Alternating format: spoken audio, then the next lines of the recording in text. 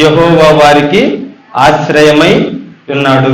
కాబట్టి ఎవరైతే నీతిగా న్యాయంగా ఉంటారో దేవుడు వారి సంతానం, వారి పక్షానే కాదు కానీ వారి సంతానము పక్షముగా కూడా ఉంటాడు.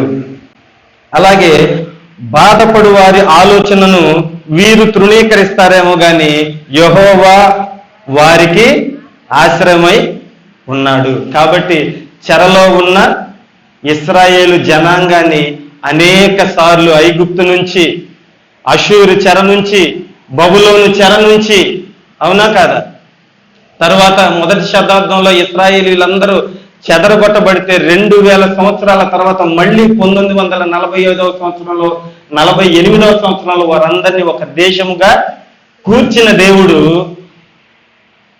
ఈరోజు ఎవరికి తోడై ఉన్నాడు?